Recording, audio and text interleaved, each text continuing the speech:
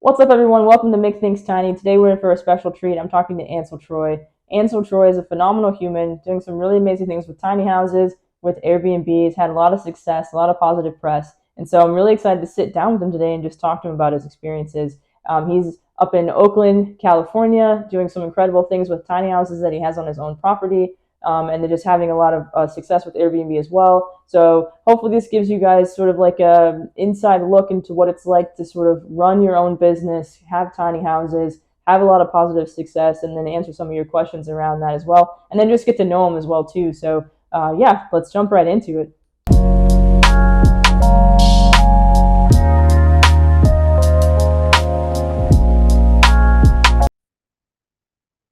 All right. Well, thank you so much, Ansel. I really appreciate you taking the time to be on the channel and just chat with me. Like you're doing some really amazing things, really encouraging things with Airbnbs, with tiny houses in general. So, yeah, just can you take a minute, talk a little bit about like just, yourself, like your background, how you got started in this, what kind of motivated you or encouraged you to do this and take this path you're on?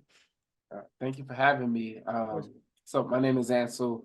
I'm from Oakland, California, East Oakland to be specific.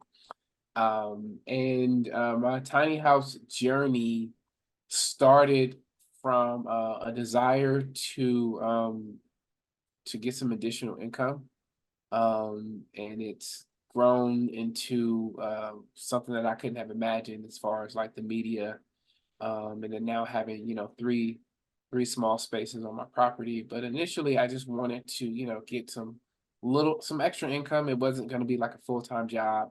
And I bought a my house is a two-bedroom. The house that I live in, two-bedroom, one bath, 840 square feet. There's a lot of people who would say I can't survive in 800 square feet. And then, now I have I have a 300 square foot tiny house. I have a 200 square foot tiny house, and I have a 264 square foot garage conversion that people love. So what started as me just trying to, make a little extra money has grown into some tiny house education, the Airbnb thing. I rent them out to travelers. Um, and now I, put out a little bit of content. So Awesome. I just want to make a couple dollars, the extra $500 a month. I would have been happy with that. That's what it was Mm-hmm. about. And also, I should mention that when you don't have a lot of money and you want to participate in the shared economy with platforms like Airbnb, or if you want to generate some rental income in the Bay Area, you need to have 250K to build an ADU, or 800,000 to buy a duplex. So like, how do we participate in this when we don't have a lot of money? And the tiny house was my entry into making a little extra money. Mm-hmm. That makes sense. I love that you mentioned that sort of like participating in this space because it really is an important sort of factor to bring up. And I think a lot of people are kind of thinking of they're trying to get creative. Like we're trying to get creative and when we're thinking about ways to make extra money. And tiny houses, you see them all over the place.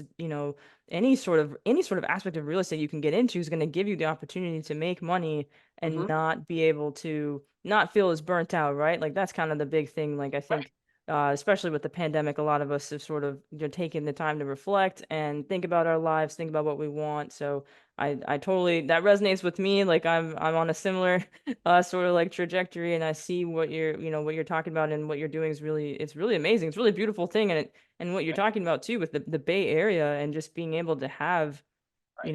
a $250,000 is not a small chunk of Right. change to be able to have to Right. to build something of Right. that size. And I'm down here in San Diego, and that's something that's ADUs have really sort of caught, people have sort of like caught wind of the value of being able to buy one. But for the most part, you're gonna be out at least at that $100,000 Mhm. um to build one. And also I think the other bit is having property, like having enough land to be able to do that. You're talking about people that have acres and acres of land and Mhm. hundreds of thousands of dollars. So I Right. think you do have to think about it differently when you don't have that much money to Right. sort of to go off of.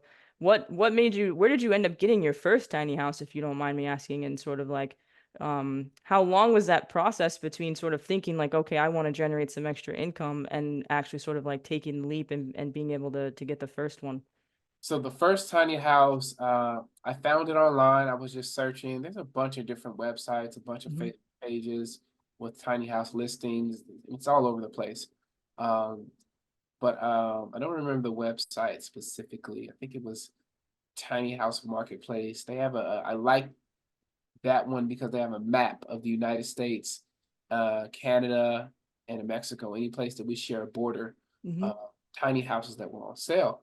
And I found one in Tuolumne, California. Now Okay. I'm in the Bay Area. I'm in Oakland. Tuolumne is about 2.5 hours away. It's the closest snow if you like to ski or snowboard, Hmm. closest snow to the San Francisco Bay Area. Really nice drive. Found it there, and she was asking 35,000, Okay. and it was built by a company called Forever Tiny Homes. They make dope tiny homes. Okay. But I purchased it from the buyer who initially bought it from them, Hmm. and um, and I started thinking about tiny houses in 2015.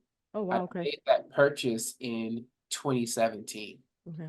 And I can go back to my Facebook post when I was posting pictures of tiny houses saying I want to get one of these, but I didn't know how I was going to do it.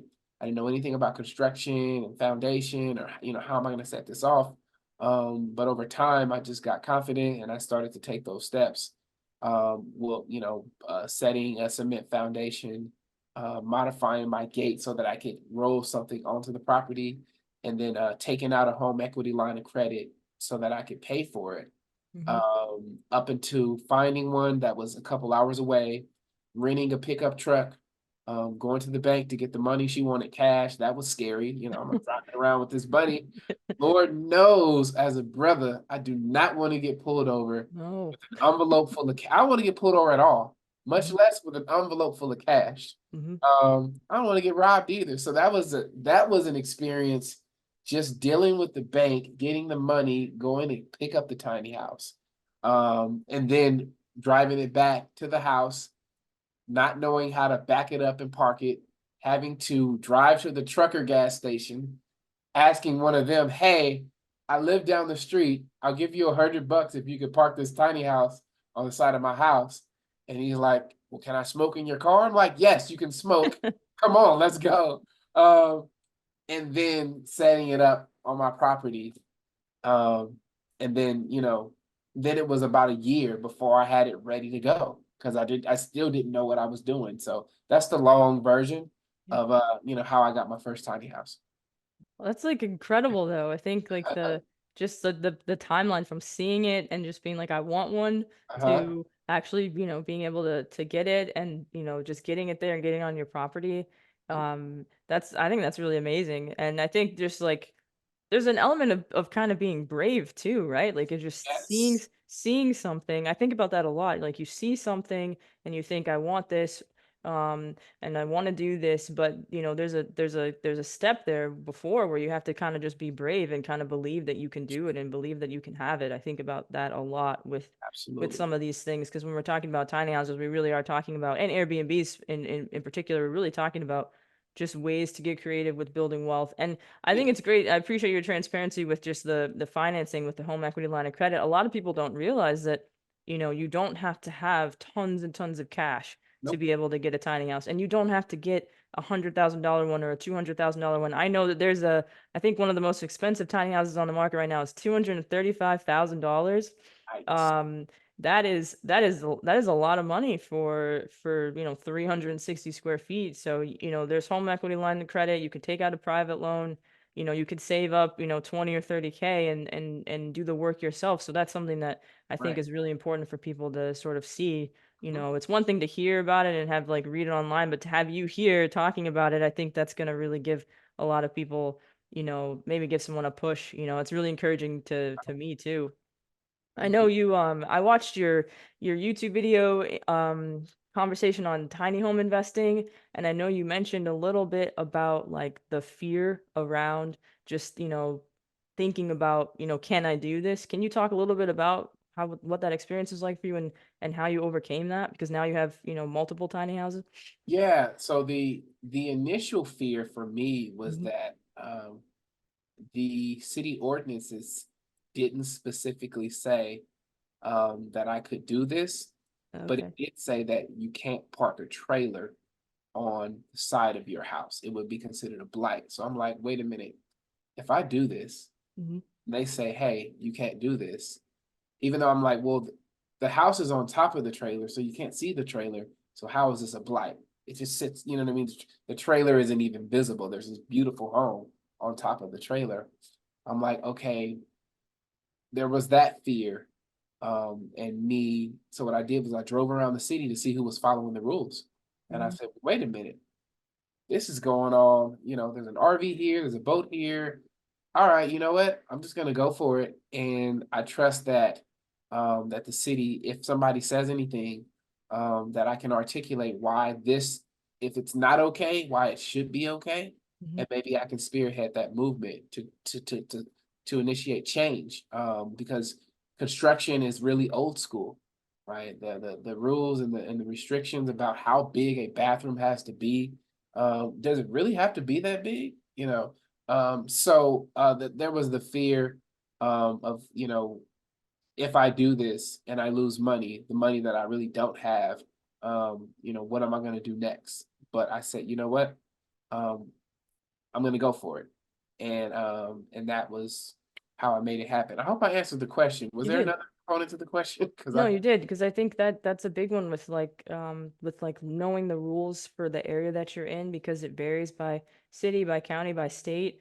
Mhm. Because I think California and, with the exception of like California and Oregon and maybe parts of Washington, I Mhm. think the rest of the country is sort of like it's taking a lot longer to get sort of more like formal regulations around tiny houses and ADUs. Right. And also just the difference between a tiny house and an ADU, because um a tiny house is an ADU, but an ADU isn't necessarily a tiny house because it can be bigger, it can be larger, right? Like There you here in go. San Diego, it can be up to 1,200 square feet, Mhm. as long as it's not more than 50% of the primary residence down here. So, Mhm. they're massive. Some of them are really big, Yeah. but tiny houses are just, anything under 500 square feet. So Mhm. I think that's kind of important distinction too. But that's, Right. I see your point there with just making sure that like, am I going to be able to actually put this on my property, or am I going to get hit with a fine? Are they going to shut me down? Like, especially if you're thinking about, Airbnb and that sort of Right. thing. Hmm. Absolutely. I want to mention that it's it's county by county. So like Fresno County says it's okay, or Hmm. it can be county by county, it can be city by city. So the state hasn't said yes, you can do this. And so I get comments on my IG about people saying, sarcastically, your neighbors must love you. Mm. Um, Okay. People saying this is illegal, you can't do this. It really triggers some people. And if I were in a different neighborhood, it may not have worked out Yep. in my favor. So people need to look at what's allowed, but also ask themselves, okay, um, maybe where are the loopholes? I mean, Hmm. all the time people do it when it comes to, I mean, okay, how can I, okay, this is the rule for my taxes, but this is also the rule. So if I do this, then I can save money here. One example I'll say is that I have a tankless hot water heater that's powered by electricity and propane. So because it's powered by propane, I don't have to deal with the gas and electric company and Hmm. run an additional gas line and get permits for that, because I'm using propane, the same propane that I would use if I were grilling food. Right. And so those are some of the things that people need to consider if there are really, really, really strict rules. Or how can I follow the rules but still accomplish what I want to do? Or maybe I need to reach out to my community and see if we can change these rules and show them how this can actually benefit all of us. Hmm. No, I think that makes sense because there is still some, a bit of hesitancy around, tiny houses, period.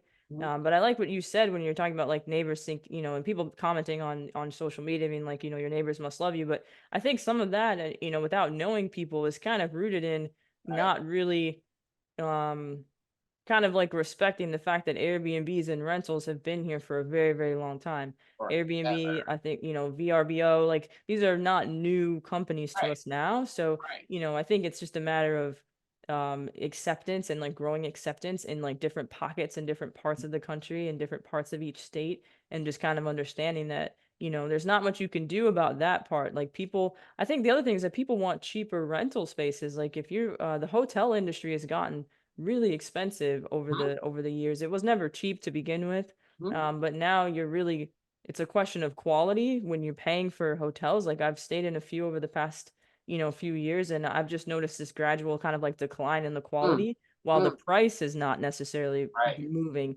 And right. I would much rather feel like I have a kitchen space, I have a bathroom and a bedroom where I feel safe. I can I feel like the safety is a big one. I think when you're looking at Airbnb, you get a chance to talk to the host, you get a chance to, to take a look at all the pictures, you can look up the neighborhood, and you can feel more secure when you're going to, to live in a place or to check out a place. Like I stayed in Airbnbs when I came down here before I moved down here.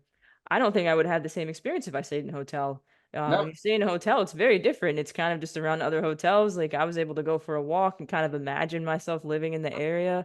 yeah, Um, and I saved money. And I think for me personally, I always want to try to contribute to the local economy. And I think there's nothing makes you feel better than knowing you're putting money directly into the pockets of the people in the community. And right. I think that's something that's really important too. And it's changing everything. It's really putting a lot of pressure on hotels to, to at least try to change the quality if they're not going to change the price. Absolutely, absolutely, absolutely. Mm-hmm. That makes sense. Yeah, I think as a host, I'm been hosting my spaces on Airbnb for a little over 5 years. Mm-hmm. And so I'm really big on that local connection. And also, I put emphasis on, where I live and I get some of the best people. All of my guests are total strangers, Mm-hmm. um, from honeymoons to staycations to business travelers. They want to get that tiny house experience, and they also want to get that local cultural experience, supporting the street vendors that I shout out, supporting me as a small business owner because they don't Mm-hmm. have to stay here with me. I'm next to the Oakland airport, and they could go to a hotel or they could go to another space. But I think people are really looking at the reviews. They're also looking at me and they're looking at the spaces and they're just like, this looks really cool. And it's, there's nobody that said that they didn't feel safe, even though the news will tell you that Oakland and San Francisco are the worst places to be. Yep.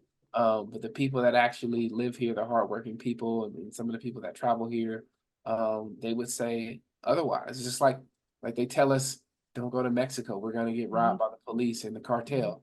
And like when you actually go and enjoy yourself, this is like, wow, the media will tell you to avoid places that are like the best places to be, in my Mm-hmm. opinion.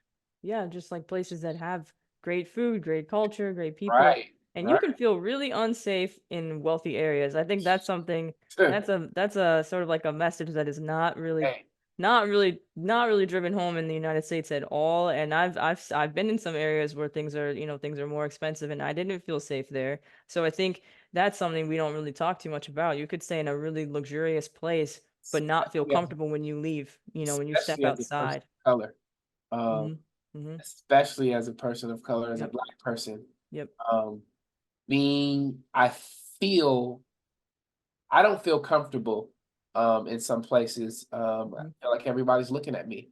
Like if I walk down the street at night, are they going to call the police and say there's a suspicious person here? Yep. I totally feel that. Woo, Mhm. you preaching. No, it's a big one. It's something I think about a lot too, especially with like, trying to build wealth. Like my background, it traditionally when I went to school for is actually for education. I've been a professor for almost a decade.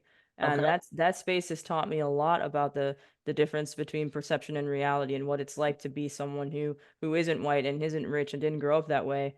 But when we're talking about building wealth and building security, that's a whole nother level of safety too. So I feel like even if you're in an area that's saying it's not safe, to own your home, to have a tiny house or an ADU in the backyard, to be generating income. We know that you're building up your community. I don't think there's anything that could feel safer than that. So I think that that's just it's a really important conversation to have and just talk about what it's like and what our options are, because I'm not going to go and live in a 95% white area, even if I could afford it. That's not something I'm ever going to do. So I think that that's something that's really important to talk about, just the Absolutely. difference between what the media says is safe and what Right. actually feels safe for you based off of, your background and what you look like and what it feels to live in your own skin. So I appreciate you bringing that up.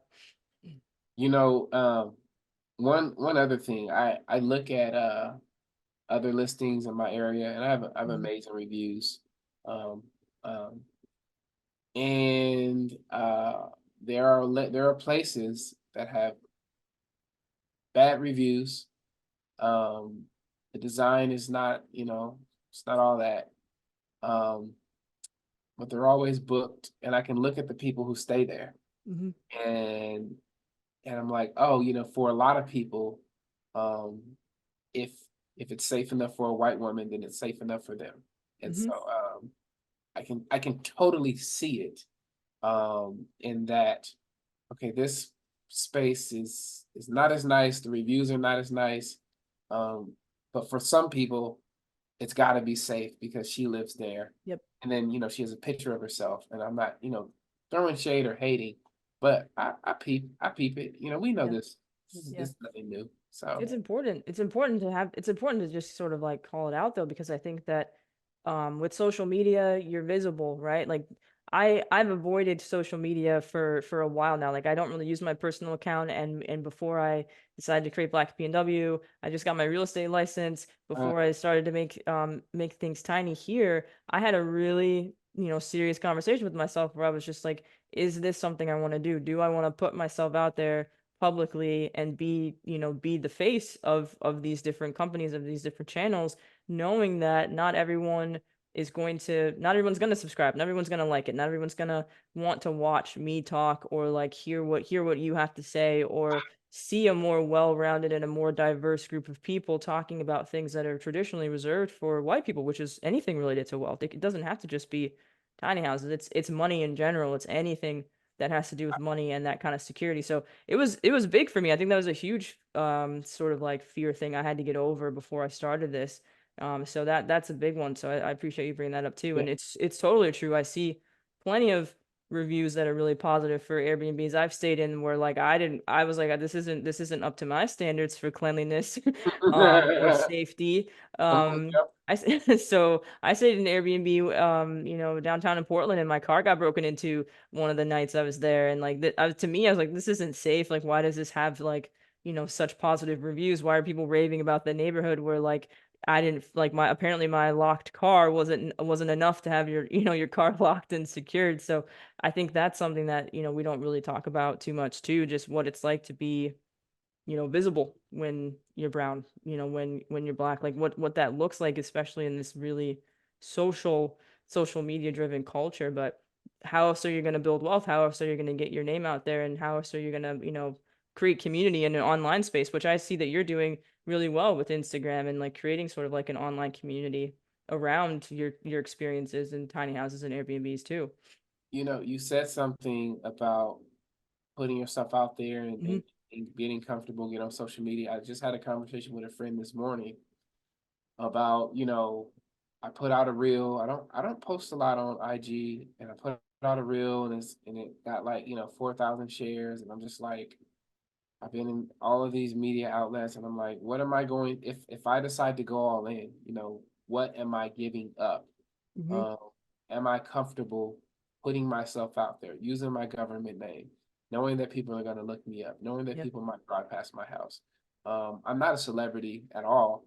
I've had people say, "Hey, you're the tiny house guy," but I do know that, if I go all in, and I say, you know what, this is the Ansel Troy YouTube channel, and it's actually scary thinking about it, Hmm. because we know, there this world of online trolls, and haters, and jealous people, who will, attempt to take you down. Hmm. I'm studying journalism now, and I'm just like, wow, okay, so if I put out this story and the subject of the story doesn't like it, even though it's all fact based and it's Yep. based on public records and it's about, somebody, a city official, you know, that can be scary because, investigative journalism is a lot of times telling a story that somebody doesn't want you to tell. Mm-hmm. Um, Exactly. Sharing about my business that, some people may not like. I am a house hacker. I show people how to avoid paying a contractor, Mm-hmm. um, and doing things yourself. There's somebody that's not going to like that, because wow, he just showed them how we're charging $1,000 for this job, but he got, $50 worth of materials from the hardware store and showed them how to do it. It's very scary to say the least for myself because I'm an introvert. Mm-hmm. I can talk, I'll go off on a tangent, but I really like to be left alone. Yeah. And but I also realize that there's a community out there who doesn't see people that look like Mm-hmm. themselves doing this Mm-hmm. because the tiny house space is a predominantly white space. And I also talked to somebody on a different podcast, Bohemian Soul, the sister who's been in the tiny house space for a while, and she talked about some of the challenges that she's been trying to navigate. And so I really don't know how far I want to go. I was super excited when you reached out to me. That wasn't even a question. I'm like, yep, let's do it. Yeah.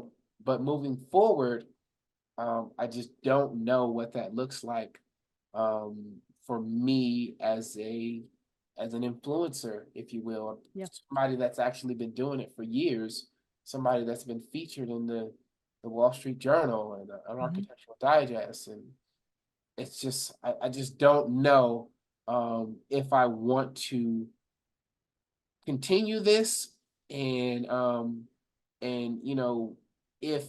if it's even worth if it's worth it. And I'm working my way through that right now because I do believe that I can have a major impact. There's just some vulnerability and exposure that comes with that. Definitely. No, I think you've touched on everything that I've thought about and all the different things I've felt, over the past few months, like thinking about creating this YouTube channel. But some of the things you've also talked about is why I did decide to create it and why I reached out to you. Just I do want to. Well, I think it's twofold. It's like one, like I don't want to stunt my own vision and my own growth and kind of like squash my own dream because I'm afraid because I don't want to I don't know what's gonna happen when I put myself out there. But I think the other one is it is like kind of like the representation piece. Like I think, I get really excited about stuff. When I get excited about stuff, I Google it. I look at things on social media. I want to see who's doing all the different things. And tiny houses is something I'm so passionate about. But at the same time, I want to see more people that look like me that are interested in it. I want to see more people that look like me talking about it, just getting excited about finding creative ways to make money and also just to explore your passions and have fun too. Right.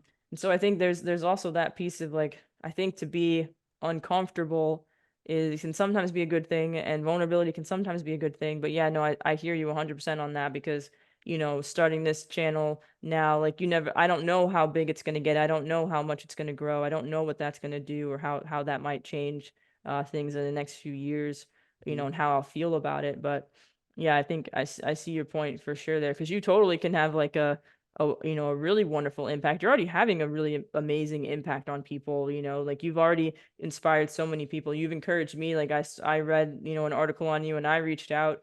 So, it's as simple as that for some of us. So there's no doubt in my mind that you would be successful in anything you chose to do in the sort of like content creation space and sort of like taking that step. So I 100% support it and I'm here for you and I will be one of your first subscribers if you create a YouTube channel, but I also respect just that internal process you've got to go through to, make sure it's right for you because you don't want to do anything halfway, you know.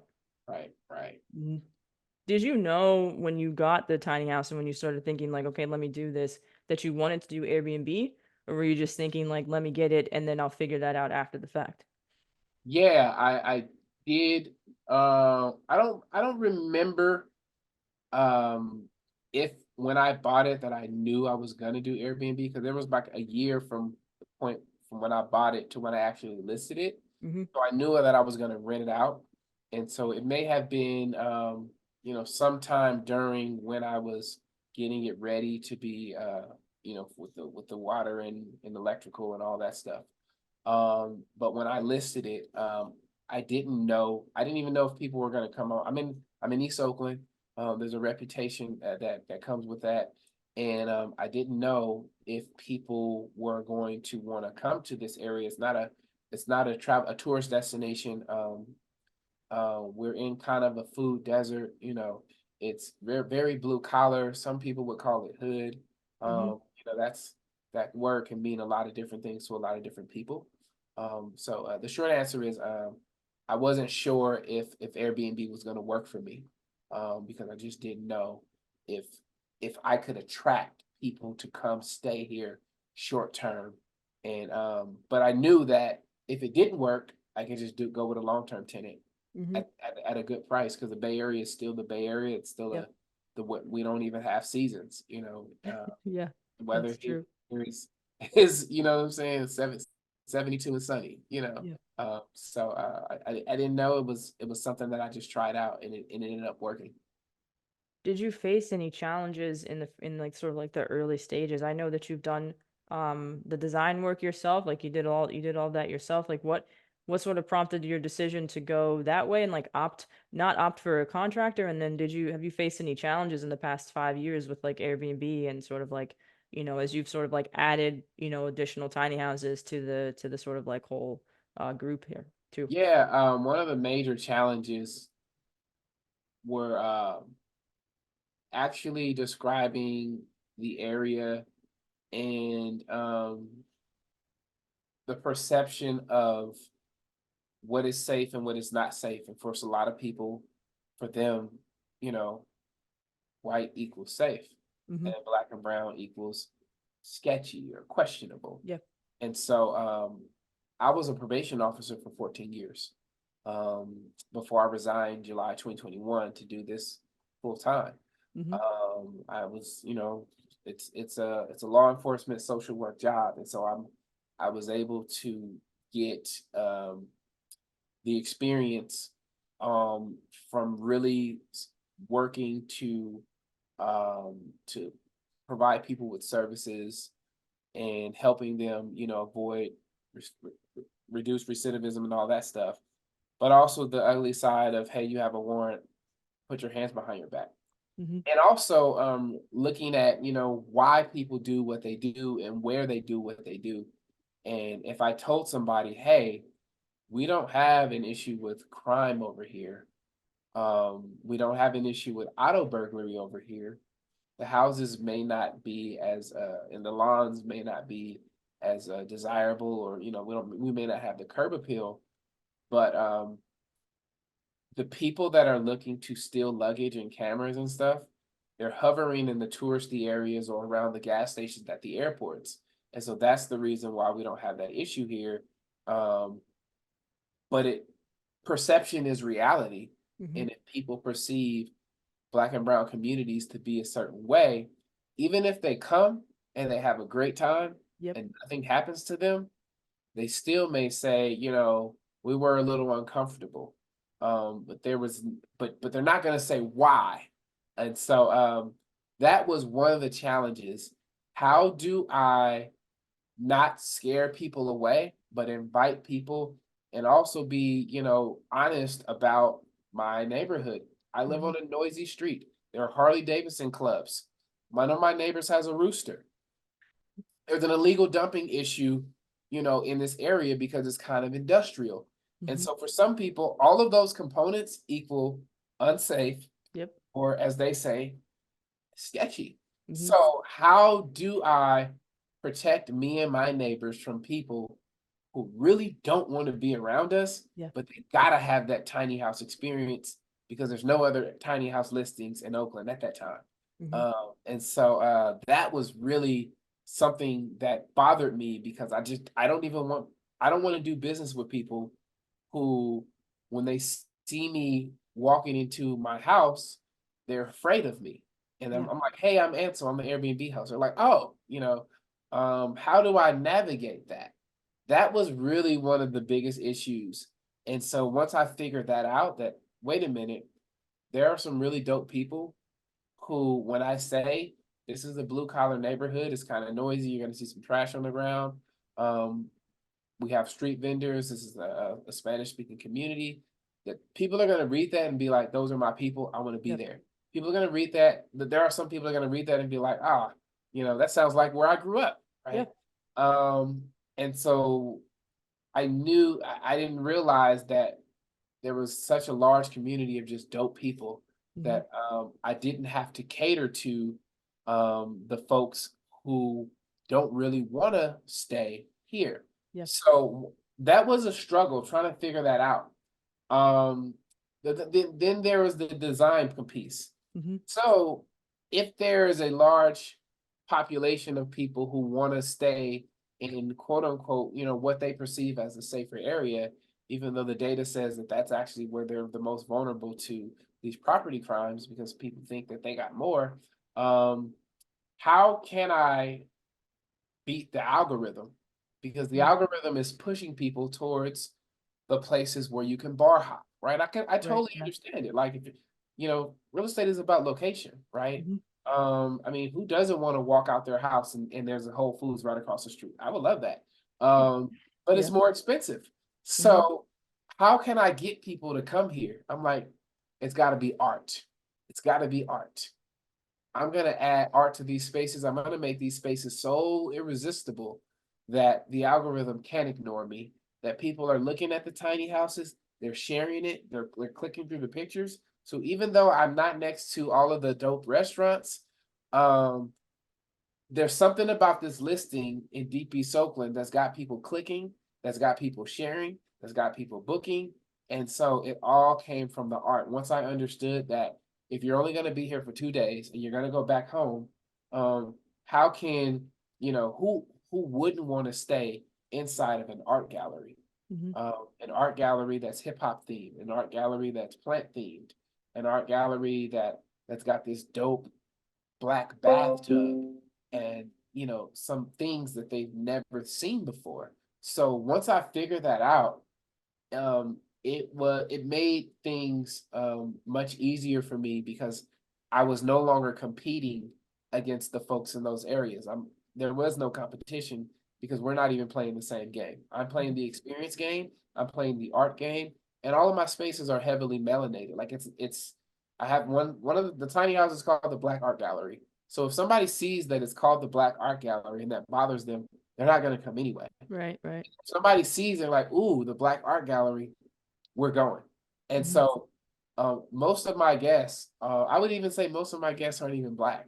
And I think that's partially because we don't make up a large percentage of the population, number one. And then there's also a lot of people in the Black community who just don't trust Airbnbs Mm-hmm. because they don't trust it going to somebody's house. So I get a very diverse population of travelers, really awesome people, and I get really awesome reviews because the places look like they look better in person. Everything is clean. I deliver on the hospitality. Mm-hmm. Uh, so when I figured out how to avoid people that don't want to be here, and when I figured out how to beat the algorithm, and then I made it better in person and gave them those extras when they walk in. The light is on. There's bottled water. I got coffee. I got tea. I got some snacks. I got a heater up here, heater down here. We got fiber optic Wi-Fi. I got the Netflix accounts. I got records and a dope record collection, eclectic music. I'm thinking about, how I want people to walk in and be like, wow, he really thought about us. I have, hygiene products, feminine hygiene products. Doesn't cost a lot of money and most of the guests don't use them. But when somebody's having in a pinch, if it's there, like Yeah. thankful, like I'm thinking about all these things. And so I know I just said a lot, but that was the recipe for my success and the DIYing it, saving money. Yeah. Um, and here we are. Yeah. You really touched on a lot, so I appreciate you for saying that. Thank you so much. And I think like the some of the things I'm sort of like taking away from what you sort of said just now is just like that. I love that you said that you don't have any competition. I think when you go into a new, business venture or, a new creative venture, thinking about what everyone else is doing constantly is not going to help you. Thinking like I'm not going to be able to do it as well as this person, or I have Right, to do it just like that person. right. It's not gonna work for you. And I think when you're talking about, demographics specifically, what works for a white dude or a white woman is definitely not going to work for me. It, Right, it's it's not possible for it to right. work for me because for one, the system's not set up for it to work for me. The Yeah. algorithms generally aren't set up for it to work for me. Oh So I no. think that's something you do have to think about, and it's your thing. Like, these are your babies, right? These are, this is your space, and you want to make sure that you feel like it represents you well. And I think that you are, just with what you're saying, you're creating an experience for people that you really don't get with Airbnb. Airbnb experiences, by and large, unless you're willing to pay the big bucks, are pretty generic, pretty Hmm. standard, modern, Scandinavian, bohemian design, sort of interiors. They all kind of look the same. The Hmm. outside kind of looks the same, and they're generally populated in the denser part of the city where you can get out and go for a walk. And you can go to a restaurant or you can go to a bar, and it is kind of catering to giving people kind of like that touristy experience that isn't much different than what you would get in a hotel. You're just not in a hotel. So Right. I think what you're saying really is really touching on something really important where, maybe a lot of people don't travel because they don't feel comfortable when they're staying there.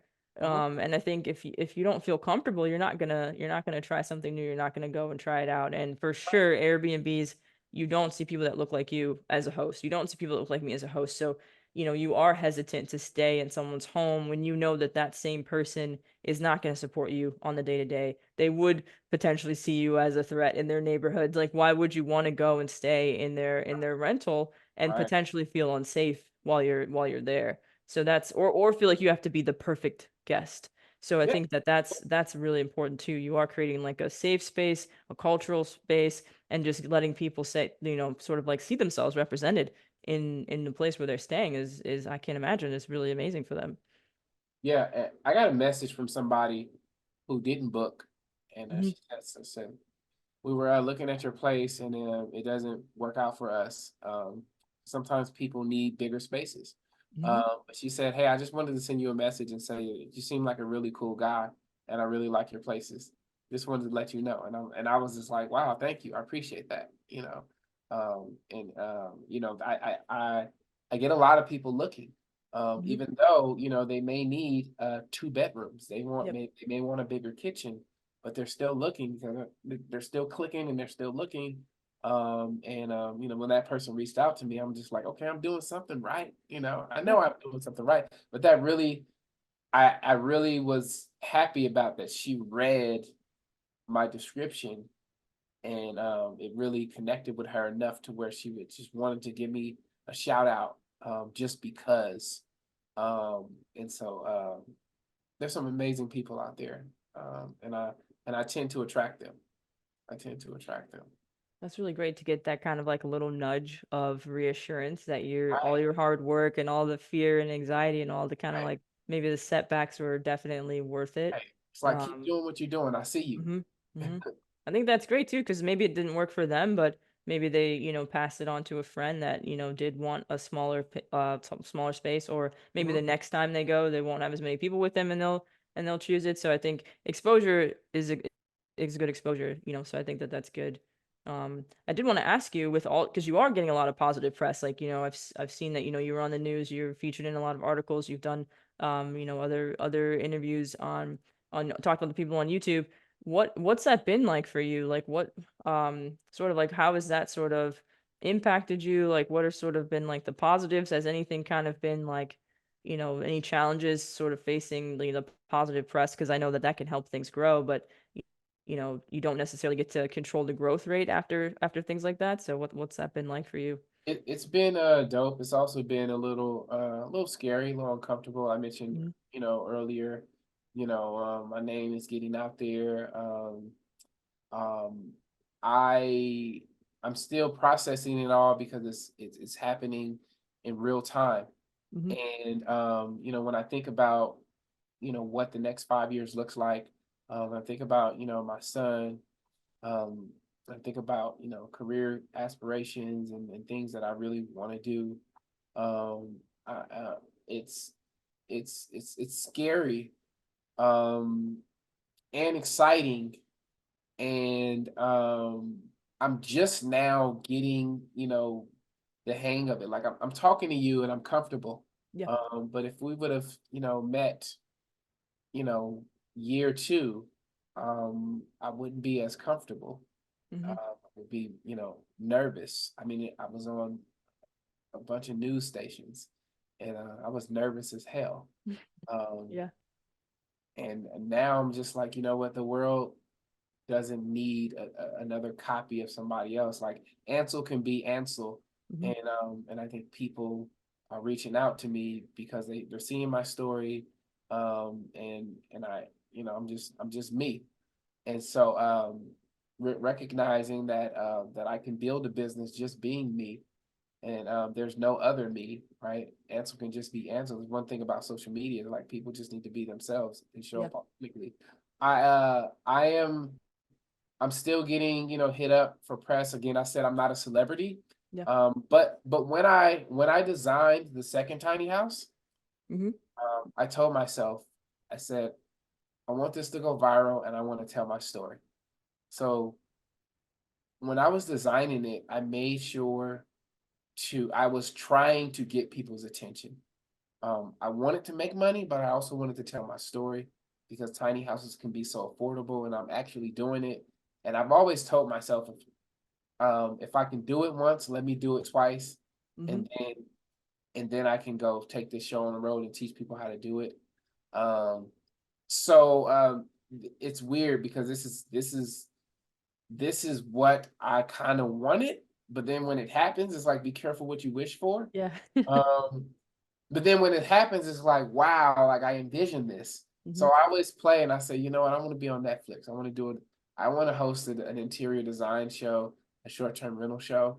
I want to, I would love to be someone to go around and help people, upgrade their listings and change, work on some of the language or, um, what would it look like if I were helping people create desirable trap, turning an undesirable, quote unquote, undesirable location into a travel destination. Yep. Um, I think I've done it, in my section of Oakland. People are coming specifically to stay in these spaces. So I don't know. I feel like I'm gonna be on TV in some capacity, and if it doesn't happen, I'm not tripping. Hmm. But I kind of feel like the story, us talking here, Yeah. how affordable this tiny house thing can be, and that there's the lack of representation. Um, I think I'm just getting started, and I think this is gonna be something big. I I'm nervous. It's still a little frightening, Yeah. but I'm here for it. I'm here for it. Hmm. I think that's great. If you think it's gonna be big and you feel that, then like that's just you manifesting that for your future too. And I love that. I do that all the time. I feel like, you can't know when you're starting out what it's gonna turn into, Mhm. but you have to have the vision, you have to trust yourself, and you gotta go for it. And I think that you are a shining example of doing that. And just what you said about like Ansel can just be Ansel is huge because I think that social media does not encourage us to be ourselves. It Mhm. encourages us to be like everybody else. And when you Right? see people's accounts go viral, which is actually really, really hard to do on Instagram, it's really hard to amass hundreds of thousands of followers, even like tens and tens of thousands of followers. Um, we see people do it and we think like, okay, I just have to do exactly what they're doing. But that's just not how it works. There's no cookie cutter sort of like, one size fits all approach to social media and to building a business and sort of like getting people together and creating community. So I think it's really great that you sort of touch on that, how important that is to be, because I feel like, there's plenty of people out there who, think that they have to be a certain way or that something's not for them. I'm sure there's plenty of people, plenty of black and brown folks that think like I can't be a tiny house owner. I Mm, can't be a tiny house designer. I can't, mm, I can't be in real estate. I can't do these things because I don't see anyone that looks like me. I don't see anyone out there like creating things that looks like me. So I think that that's another thing that is really great about what you're doing too. Just sort of, even though it is scary and you don't know how big you're gonna get, um, I think that that's important too. And I'm super supportive of you having a Netflix show. Like I hope you get it. I hope you get to do it. I think that there's plenty of shows out there. Why not? I think why not you, right? This is what I think about. Like someone's gonna do it. Why not you? Why not me? Like why not? I think that's a better question to ask than, I can't or, I shouldn't or it's not for me. So, And we can do it ourselves. yep. Right? Platforms Yeah. like YouTube. A good example is Issa Rae. She started her own thing on YouTube, and Hmm. she is. I think I want to mention that I had a middle school teacher reach out to me, Hmm. said, "We've been working on some tiny house projects. Would you be open to a field trip?" And I said, "Absolutely." Awesome. And so we had, close to 100 middle schoolers came. They came in groups to my house, and Hmm. I'm just like, wow, like a field trip to my house. Yep. And one kid was like, "Hey, I think my auntie follows you on Instagram." And I'm like, "Really? How you know she followed me?" She's like, and he said, "Well, you're the only black guy doing tiny houses."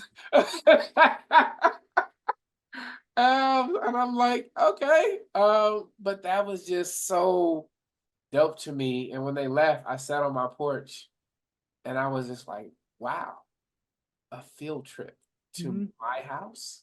Yeah. That's crazy. Hmm.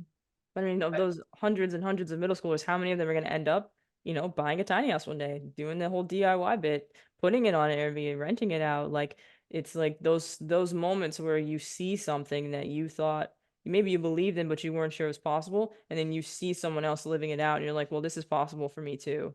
So I Hmm. think that that's incredible that you were able to do that and that you were able to get that kind of experience. And then it also sort of reassures you. It's kind of just like feeds your soul too and just lets you know like you're doing something really much bigger than maybe you even realized at that time when they came to visit, what you were doing and what kind of impact you're having. Yeah, I, still think about it, and there's so much that happens that I haven't shared, Hmm. because I don't know how to share it, and I do want to, let people know all of the things that have happened, um, and I think it's just a reminder to continue doing what I'm doing, Yep. and again, what the future looks like. I think that the future is bright. I'm excited about it. I'm manifesting it, Yeah. to the point where, I've started doing some consulting, and I recognize that, um, that everybody's budget is different, Yeah. right? And I'm like, you know what?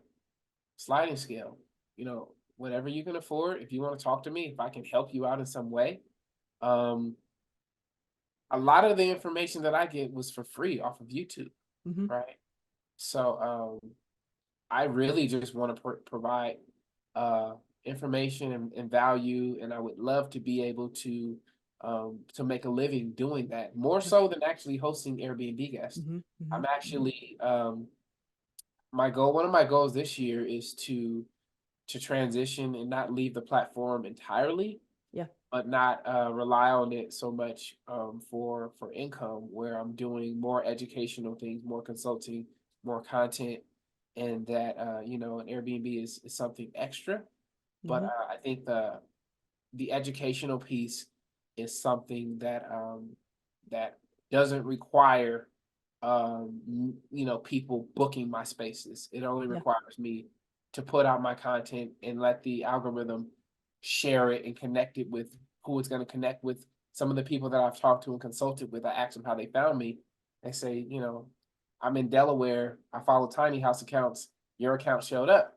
I'm like, okay, so it's going to introduce people to my content. The people that are into tiny houses, Yeah. they're going to see me at some point. And so, the actual Airbnb side of it, um, there's a lot of content there as well. I'm an expert at that, but I don't want to be. I think short-term rentals are a great thing, but I don't really want to be tied to a corporation, Yep. especially when,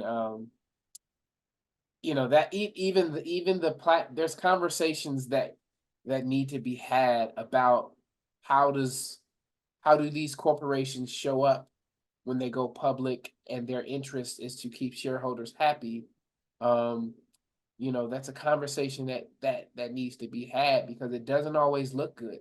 Hmm. Um, even though we should participate in it because we want to make money, we want to generate wealth. Yep. Um, and so holding them accountable as well. I am probably one of the biggest Airbnb critics, Yep. although I do collaborate with them and I do some volunteer work around bringing Airbnb hosts together. It just I don't want to be the Airbnb guy. Yeah. I'd rather be the tiny house guy. That makes sense. I think also too, there's that space right before where like when you're talking about building wealth too, um, Airbnb takes a cut, right, of your profits. So there's also that bit where it's like you want to be your own boss all the way. You want to make sure that all the, all the money kind of flows through you and you don't have Yes. to give anyone sort of like a percentage of it. And I think, for a lot of us, if you didn't grow up with money, you kind of have to go the route where someone else is taking a cut of what you make, Hmm. while you can build up enough financial security and then you can do it yourself and you Right. don't have to worry about taking out loans. You don't have to worry about investors. You don't have to worry about Right. someone else taking a cut of the profits. So Right. I Right. hear you 100,000% on that. That's kind of my mindset and kind of my vision long term for myself. And when it comes to building wealth too, and just making sure that but you have to start somewhere, and I think you've done incredibly well for yourself, and you're doing an amazing job. And I think that you're setting a really great example, sort of just what it looks like, what the journey looks like. So I think that makes complete sense too, that you would want to transition out of that. And I think that in a lot of ways you're already the tiny house guy, but for sure, like I definitely think that whatever is next comes next for you in that next chapter is going to be just as impactful, and maybe just give you a little more breathing room too, Right. when you're not doing the host sort of Right. grind. So like what you can open up in your mind creatively, and what kind of space, what can you have space for to create Yes. and build, or just do nothing. Just Hey. relax and and sleep and spend time with your son, Hey, just come on chill. now. Now you talking. Yeah. No, I think that makes complete sense too. Thank you. Mhm. Well, thank you so much for being on the channel. Like I can't thank you enough. Like I was so excited when I read about what you were doing, and I was so excited when you answered my message. Only send someone a message, you don't know if they're gonna answer, Right. someone out of the blue. Right. But I hope to have you back again too. Like in the future, just talk a little bit more about some of the things, as they sort of like different parts of your journey unfold. So this is definitely, hopefully is not the last time I, we see each other and we chat. I would love to come back. I got some cool stuff in the works. I'm contracted to design a building in Alabama. Oh Uh, wow. so I would love to come back and hopefully have some additional things to share um, Cool. about this journey. But I'm thankful. I appreciate you inviting me and allowing me to spend some time with you on your platform. And Yeah. I look forward to watching more content from you. Yeah. Awesome. Anytime. Yeah. Great. All right. Cool. Thank you so much. You're welcome. All right. All right.